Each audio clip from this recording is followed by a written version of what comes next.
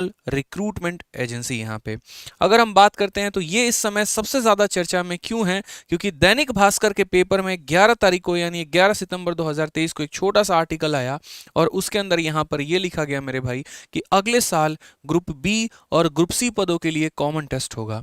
इससे बच्चों के मन में काफ़ी ज़्यादा संदेह हो गया कि क्या होगा, कैसे होगा, क्योंकि 2024 का जो एसएससी का कैलेंडर है वो अभी तक नहीं आया है। तो एक वो शक पर ये मोहर डालने के बराबर वाली बात हो जाती है।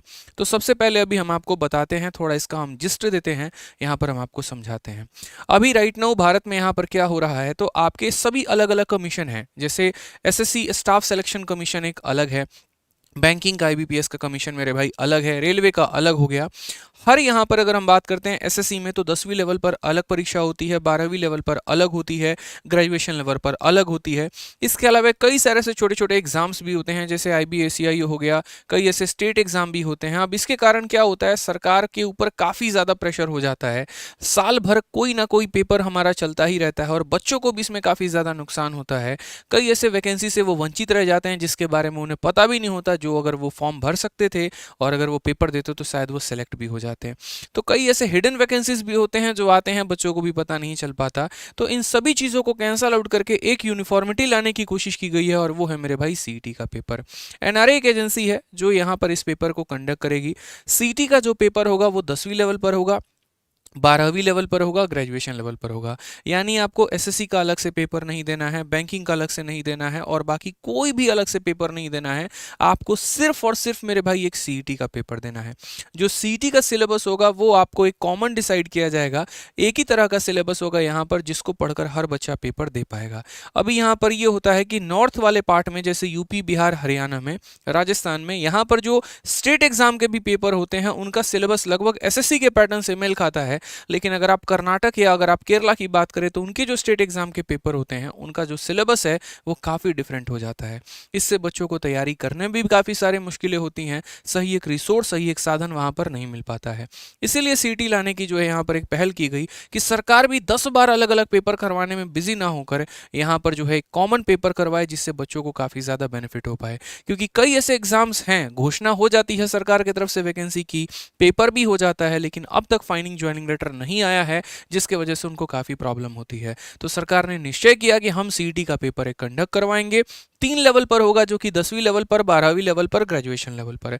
जो जहां तक जिसकी एजुकेशनल क्वालिफिकेशन है वो वहां तक का पेपर दे पाएगा। जैसे मैं ग्रेजुएट हूं, मैं तीनों पेपर दे सकता हूं। मैंने सिर्फ 12 पास किया है तो मैं 10वीं और 12वीं का पेपर दे सकता हूं, और अगर मैंने सिर्फ 10th पास किया है तो मैं 10वीं लेवल के जितने भी पेपर है वो मेरे भाई दे पाऊंगा। सिलेबस एक कॉमन डिसाइड किया जाएगा और उसी के आधार पर हमारा जो पूरा पेपर होगा वो होगा। सीईटी साल में 2 बार पेपर करवाएगा मेरे भाई यहाँ पर, और आप उस पेपर में जो स्कोर कर पाएंगे वो आपका स्कोर कार्ड 3 साल तक वैलिड होगा। 3 साल तक आपको उसके लिए कोई परेशानी होने की जरूरत नहीं है। उसके बाद पहला चरण जब आप पेपर दे देंगे तो उसके बाद दूसरा चरण के लिए, जैसे मानिए सीजीएल के जो पोस्ट होते हैं उसके लिए थोड़ा हो सकता है अलग आपको पेपर देना पड़े या कुछ अलग क्राइटेरिया हो। बैंक में जाने के लिए आपको थोड़ा सा अलग क्राइटेरिया वहां से डिसाइड हो जाए। मतलब ये है, ऐसे समझ लीजिए, प्री का पेपर हुआ वो सीईटी है, और उसके बाद अलग अलग आपको डिपार्टमेंट में जाना है तो हो सकता है उसके लिए आपको मेंस का पेपर देना पड़े या अलग अलग क्राइटेरिया उसको फॉलो करना पड़े। ठीक है, सीटी एक अच्छी पहल है सरकार के द्वारा, लेकिन यहाँ पर इसको प्रोसेस को होते होते काफ़ी एक लंबा समय लग गया और हो सकता है ये 2024 से अप्लाई हो जाए, क्योंकि कमेटी अपनी रिपोर्ट के साथ पूरा तैयार है और उसी के बारे में यहाँ पर पूरा का पूरा मेरे भाई बात कहा गया है। अगर हम बात करते हैं यहाँ पर सीटी के स्कोर कार्ड को लेके, तो बच्चों के मन में ये भी आशंका है, ऐसा तो नहीं कि कोई बच्चा एक बार टॉप कर लेगा तो बार बार हर फॉर्म को वो भरते रहेगा और अप्लाई करते रहेगा, तो उसके बारे में भी हम आपको वीडियो में बताने वाले हैं। तो सबसे पहले यहाँ पर ये जो पेपर आया उसमें लिखा गया, नेशनल रिक्रूटमेंट एजेंसी अगले साल से केंद्र ग्रुप बी और सी के पदों के लिए सीईटी की भर्ती की परीक्षाएं शुरू करने वाली है। शुरुआत मई जून से स्नातक स्तर के कॉमन एलिजिबिलिटी टेस्ट से हो सकता है, यानी जो हमारा ग्रेजुएट लेवल है मेरे भाई वहां से यहाँ पर हो सकता है। सीईटी की सबसे अच्छी बात एक और भी है यहाँ पर कि जब ये पेपर करवाया जाएगा तो 117 जिलों के 1000 से अधिक परीक्षा केंद्र इसके अंदर शामिल होंगे, यानी लगभग आपका जो सेंटर है वो 100 से 150 किलोमीटर के बीच में आपको मिल जाएगा। ऐसा नहीं होगा कि हजारों किलोमीटर की दूरी तय करके आपको जाकर मेरे भाई पेपर देने की आवश्यकता होगी यहाँ पे। उसके बाद अगर हम बात करें तो ये जो सीईटी का स्कोर कार्ड होगा, इस स्कोर कार्ड के आधार पर केंद्र में अगर कोई वैकेंसी निकलती है, राज्य में अगर कोई वैकेंसी निकलती है, तो आप उस स्कोर कार्ड से इन पेपर्स को दे सकते हैं और ये मान्यता प्राप्त होगी। इनफैक्ट कई बार ऐसा भी हो सकता है कि जो प्राइवेट कंपनीज भी अगर रिक्रूटमेंट करनी चाहे तो आपके सीईटी को स्कोर के आधार पर वो आपको जॉब दे सकती है, इसकी भी संभावना है। अगर हम बात करते हैं यहाँ पर तो यही बात कहा गया कि राज्य सरकारें सार्वजनिक उद्यम और निजी क्षेत्र की भर्तियां कर सकेंगी। सीईटी स्कोर 3 साल के लिए वैध होगा और साल में 2 बार मेरे भाई परीक्षा होंगी। यह परीक्षाएं अभी तक सर्विस सिलेक्शन कमीशन यानी एसएससी, रेलवे रिक्रूटमेंट बोर्ड और institute of banking personal selection यानी आईबीपीएस जैसी अलग अलग एजेंसी के जरिए होता था, लेकिन अब सबको मिलाकर एक ही जगह पर लाकर रखना है और वो मेरे भाई होगा सीईटी। यहाँ पर यानी अब आपका एसएससी का फॉर्म अलग से नहीं भरना होगा, बैंकिंग अलग से नहीं भरना होगा, आपको सिर्फ एक सीईटी का फॉर्म भरना होगा, सिर्फ उसी का पेपर देना होगा और उसी के माध्यम से आप यहाँ पर अलग अलग जगह चयनित हो पाएंगे। यहाँ पर कहा गया कि एनआरए के सभी सूत्रों के मुताबिक, जो कि हमारी एजेंसी है जो इस पेपर को कंडक्ट कराएगी, तो उसके सूत्रों के मुताबिक सीईटी के सिलेबस, एग्जाम के स्कीम, फीस, नॉर्मलाइजेशन के बारे में विशेषज्ञ परामर्श कमेटी की रिपोर्ट तैयार हो चुकी है। ये बहुत इंपॉर्टेंट बात है। इसके पहले जो नोटिफिकेशन आया था वहां पर कहा गया था कि ऐसा ऐसा होगा, लेकिन वो होगा और कैसे होगा इसके बारे में कमेटी को भी नहीं पता था, उन्होंने वक्त लिया। 3-4 साल के बाद आज कमेटी अपने आप फुल भाई साहब मोड में है, वो पूरा अपने आप को तैयार कर चुकी है कि भैया हमसे सिलेबस पूछ लो हम वो बता देंगे, हमसे नॉर्मलाइजेशन पूछ लो हम वो बता देंगे, क्योंकि ये पूरे भारत को लेकर एक बहुत बड़ा मेरे भाई स्टेप है यहाँ पे। तो कमेटी जो है हर एक पॉइंट को फूक फूक के चल रही होगी और उसने अपने बढ़िया तरीके से मेरे भाई सभी चीजों को तैयार कर भी लिया है।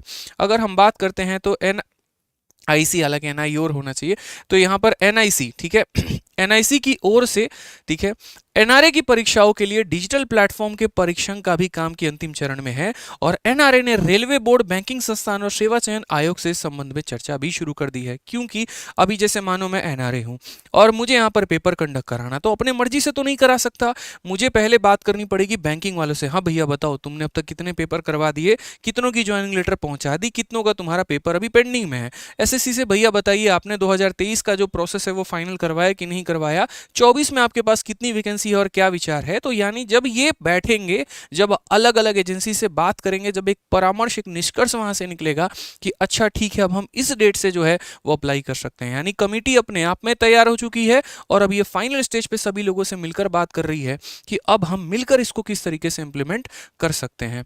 पिछले महीने संसद की स्थायी समिति की रिपोर्ट में एजेंसी ने बताया था कि सीईटी के आयोजन की उसकी तैयारियां अंतिम चरण में है, लास्ट स्टेज में है मेरे भाई यहाँ पे, लेकिन 3 स्तर, 10वीं 12वीं और स्नातक पर एक साथ सीईटी आयोजित करने में उसे पहली बार में आवेदकों की बहुत बड़ी संख्या को संभालना होगा। क्योंकि भारत में आपको पता है अभी रेलवे का, एनटीपीसी का और बाकी जब ग्रुप डी का फॉर्म आया था लगभग 1.25 करोड़ के ऊपर फॉर्म भरे गए थे और वो की एक बहुत बड़ी संख्या थी।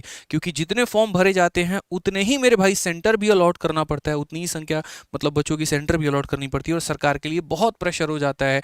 ट्रेनों को एक तरीके से स्पेशल ट्रेन बाहर करना, सेंटर्स को नियुक्त करना, बच्चों के ठहरने की व्यवस्था करना, तो काफी मुश्किल हो जाती है। इसके बाद समिति, ठीक है, इसके बाद समिति ने ग्रेजुएट लेवल की सीईटी से शुरुआत करने की सिफारिश की कि भाई देखो 10वीं 12वीं हम कर लेंगे, पहले ग्रेजुएट लेवल वाला पेपर हम कर लेते हैं, ठीक है। और सिफारिश करने के बाद कमेटी ने जब तक एनआरए सीईटी शुरू नहीं कर पा रहा है तब तक रेलवे भर्ती बोर्ड से परीक्षा केंद्र बढ़ाने की सिफारिश की है कि भैया रेलवे वाले तब तक एक काम करो, तुम कम से कम अपने सेंटर तो बढ़ाओ, यहाँ पर बाकी चीजों को बढ़ाओ, ताकि आवेदकों को 100-200 किलोमीटर के दायरे में परीक्षा केंद्र मिल जाए। और बैंकिंग भर्ती एजेंसी से भी कहा कि वो एक बार अपनी 1.25 लाख की परीक्षा क्षमता को बढ़ोतरी भी मेरे भाई करे। इसी तरीके से यहाँ पर कहा गया कि एनआरए के एक वरिष्ठ अधिकारी के अनुसार सभी अलग अलग एजेंसी 50 से अधिक परीक्षा आयोजित कराती हैं, जो कि मैंने पहले भी कहा है कि यार लगभग एक अगर कमीशन की हम बात करें तो काफी सारे हमारे अलग अलग पेपर हो जाते हैं, ठीक है। उसको यहाँ पर इन्होंने कहा कि नोटिफिकेशन से लेकर चयन प्रक्रिया में 12 से 18 महीने लग जाते हैं। अगर आप एसएससी की ही बात करो, जब तक नोटिफिकेशन आता है और जब तक हाथ में ज्वाइनिंग आ जाता है 1.5-2 साल तो बड़े प्यार से मोहब्बत से निकल जाते हैं। एक कॉमन टेस्ट से यह गैप कम हो सकता है, ठीक है। अगर एक ही बार हम पेपर करवा दे, बच्चों को बार बार भागना नहीं पड़ेगा, एक पर्टिकुलर टेस्ट से ही सभी चीजें क्या हो जाएंगी मेरे भाई, सेम हो जाएंगी। तो उदाहरण के लिए बीते 5 वर्षों में, जैसे उन्होंने एग्जाम्पल भी दिया यहाँ पर, उन्होंने कहा कि देखिए इस रेलवे में अभी क्या चल रहा है, इस प्रकार की कहानी चल रही है कि अगर हम रेलवे में ही बात करें तो पिछले 5 वर्षों में रेलवे रिक्रूटमेंट बोर्ड ने 7 नोटिस के जरिए ग्रुप सी के 2 2,83,747 पदों की रिक्तियों के लिए परीक्षा कराई। मतलब इतने पोस्ट उनके पास थे। इसमें से 1,43,034 पदों की भर्ती भी हुई है और 1,40,713 पदों की जो प्रक्रिया है वो अलग अलग चरणों में अभी भी होना बाकी है। मतलब भाई 50% तो हो गया, 50% ऑन द वे है। इनके बेचारों के हाथ में तो ज्वाइनिंग लेटर पहुंचा ही नहीं। अब इससे सोचो एक कैंडिडेट बेचारा कितना परेशान यहाँ पर हो रहा होता है, कितनी मुश्किलों का सामना करना पड़ता है। तो इन सभी चीज़ों को बंद करके यहाँ पर एक बात हुआ है कि अब सीईटी को लेकर आएंगे और लागू करेंगे। ठीक है, इसलिए उल्लेखनीय यह है कि केंद्र ने दिसंबर 2020 में एनआरए एसएनसी की स्थापना की थी। जैसा मैंने कहा था कि सुगबुगाहट 2020 से शुरू हो गई थी, कमेटी 2020 में बनी थी और अब कमेटी जो है 3 सालों में मेरे भाई अपने रिपोर्ट के साथ पूरा तैयार है। तो यही बात मेरे भाई यहाँ पर कहा गया और सीटी को पूरा अब लाने की कोशिश की गई है। ठीक है, तो आपको परेशान होने की आवश्यकता नहीं है। बहुत एक ड्रास्टिक चेंज यहाँ पर नहीं आएगा, ऐसा नहीं होगा पूरा सिलेबस ही बदल जाएगा, ऐसा नहीं होगा एक अलग लेवल का नॉर्मलाइजेशन आपको देखने को मिलने वाला है, बिल्कुल भी नहीं है। और इस बात से भी परेशान होने की आवश्यकता आपको नहीं है यहाँ पर कि कोई एक ही बच्चा जो है टॉप करता चला जाएगा और सारे पेपर्स में सारे यहाँ पर जो है वो ज्वाइनिंग वही लेगा, ऐसा बिल्कुल भी नहीं होगा। ठीक है, आपको बिल्कुल भी परेशान होने की जरूरत नहीं है। जो आप पढ़ रहे हैं बस आप उसी तरीके से मेरे भाई पढ़ाई करिए। सरकार जो भी ऐसा अगर कदम उठाएगी तो आपके हित में ही उठाएगी, क्योंकि वो सिर्फ आप पे अप्लाई नहीं होगा, वो होगा तो पूरे भारत में होगा, हर बच्चे पर वो अप्लाई होगा और ये एक अपने आप में बड़ी बात होगी।